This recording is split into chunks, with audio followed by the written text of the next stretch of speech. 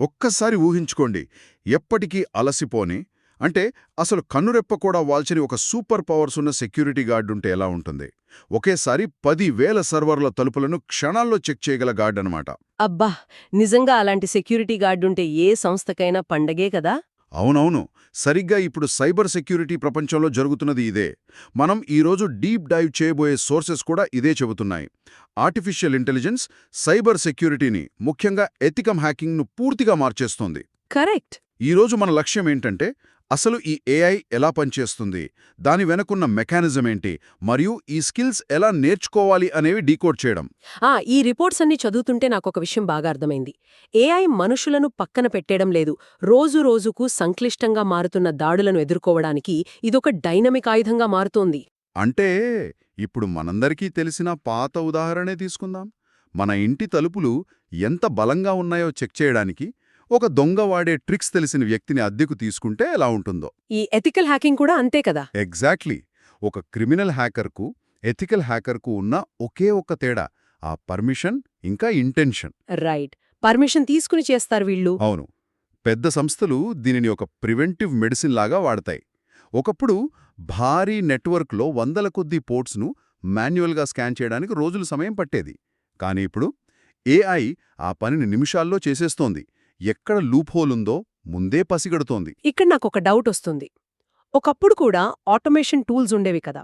అంటే ఫలానా కండిషన్ ఉంటే ఇలా చెయ్యి అని స్క్రిప్ట్స్ రాసేవాళ్లం. మరి ఇప్పుడొస్తున్న ఈ ఏజెంటిక్ ఏఐకి, ఆ పాత టూల్స్కి అసలు తేడా ఏంటి? ఇది కూడా జస్ట్ ఒక చెక్లిస్ట్ ఫాలో అవుతుందా? అదే లేదు. ఏజెంటిక్ ఏఐ కేవలం రూల్స్ మీద ఆధారపడదు. ఈ రీసెర్చ్ పేపర్స్లో చాలా క్లియర్గా చెప్పారు. దీనిలో డైనమిక్ థ్రెట్ మోడలింగ్, ఇంకా ఫీడ్బ్యాక్ లూప్స్ ఉంటాయని. ఓహో, అంటే దానంతటదే పరిస్థితులను బట్టి మారుతుందా? అవును. దానికొక లక్ష్యమిస్తే చాలు. నెట్వర్క్ను స్కాన్ చేస్తుంది. ఒకవేళ ఏదైనా ఫైర్వాల్ అడ్డుకుంటే అప్పటికప్పుడు తన వ్యూహాన్ని మార్చుకుంటుంది. వావ్! అప్పటికప్పుడు ప్రత్యామ్నాయ మార్గాలు వెతుక్కుంటుందన్నమాట. ఎగ్జాక్ట్లీ. డెసిషన్ ట్రీస్ వాడుకుని దానంతటా అదే ఎక్స్‌ప్లాయిటేషన్ ప్లాన్ చేసుకుంటుంది. ఇది పాత టూల్స్ లాగా గుడ్డిగా వెళ్ళదు. కానీ ఇక్కడే ఒక పెద్ద రిస్క్ కూడా ఉంది కదా! అది సొంతంగా వ్యూహాలు మార్చుకుంటూ వెళ్తే ఒక ప్రాబ్లం వస్తుంది. ఇప్పుడు ఒక అత్యంత కీలకమైన బిజినెస్ డేటాబేస్ మీద ఈ ఏఐ సొంతంగా ప్రయోగాలు చేస్తే సిస్టమ్ క్రాష్ అయ్యే ప్రమాదం ఉంది కదా! నిజమే. ఇది చాలా వ్యాలిడ్ పాయింట్. దానికి ఏది ముఖ్యం, ఏ సమయంలో టెస్ట్ ఆపేయాలి అనే చట్టపరమైన, నైతిక హద్దులు తెలియవు కదా! కరెక్ట్. సరిగ్గా అదే పాయింట్ ఈ రిపోర్ట్స్ అన్నీ హైలైట్ చేస్తున్నాయి. ఏఐకి ఇంటెలిజెన్స్ ఉంది, కానీ రిస్క్ అంచనా వేసే సొంత జడ్జ్మెంట్ లేదు. దానికి ఆ బిజినెస్ కాంటెక్స్ట్ అర్థం కాదు. రైట్. అందుకే ఈ ఏజెంట్స్ను కంట్రోల్ చేయడానికి మనుషుల పర్యవేక్షణ ఖచ్చితంగా అవసరం. ఇండస్ట్రీలో ఇప్పుడు దీనివల్ల చాలా పెద్ద స్కిల్ గ్యాప్ ఏర్పడుతోంది. కేవలం కోడింగ్ తెలిస్తే సరిపోదు.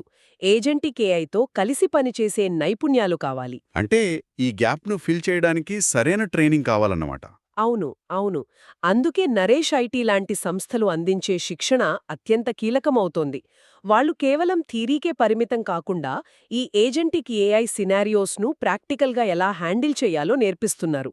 నరేష్ ఐటీ వాళ్ళు ఎప్పుడూ ప్రాక్టికల్ అప్రోచ్ ఫాలో అవుతారు కదా. కరెక్ట్. అక్కడ నిపుణులైన ట్రైనర్లతో ప్రాక్టికల్ సినారియోస్ మీద ట్రైనింగ్ ఇస్తారు. ఫ్లెక్సిబుల్ షెడ్యూల్స్ ఉంటాయి. పైథాన్ లాంటి ప్రోగ్రామింగ్ లాంగ్వేజెస్తో పాటు 24/7 సపోర్ట్తో రియల్ టైమ్ ల్యాబ్స్లో నేర్పిస్తారు. సూపర్. అంటే ఇక్కడ సారాంశం ఏంటంటే, ఏఐ అనేది మనుషులను భర్తీ చెయ్యదు. వారి సామర్థ్యాన్ని అమాంతం పెంచే ఒక ఫోర్స్ మల్టీప్లయర్ లాగా పనిచేస్తుంది. ఎగ్జాక్ట్లీ. ఏఐని సరిగ్గా వాడటం తెలిసిన వారికే ఫ్యూచర్లో డిమాండ్ ఉంటుంది. అయితే ఈ పత్రాలన్నీ విశ్లేషించిన తర్వాత నాకొక కొత్త ఆలోచన వస్తోంది. సైబర్ దాడులను నివారించడానికి మనం ఏఐకి ఒక క్రిమినల్ హ్యాకర్ లాగా ఆలోచించడం నేర్పిస్తున్నాం గదా. అవును. భవిష్యత్తులో ఈ డిఫెన్స్ ఏఐ నెట్వర్క్లను అనలైజ్ చేసి శత్రువుపై ముందుగా దాడి చేయటమే అత్యుత్తమ రక్షణ అని నిర్ణయించుకుంటే, దానంతటదే ఆటోమేటిక్గా ఒక ప్రియంప్టివ్ స్ట్రైక్ దిగితే అప్పుడు ఈ సైబర్ యుద్ధాల పరిణామాలు ఎలా ఉంటాయి? అబ్బో, అదైతే నిజంగా చాలా భయంకరమైన ఆలోచనే. కానీ టెక్నాలజీ స్పీడ్ చూస్తుంటే రేపు ఏదైనా జరగొచ్చు. నిజమే. బహుశా ఇది ప్రతి ఒక్కరూ ఆలోచించాల్సిన విషయమే.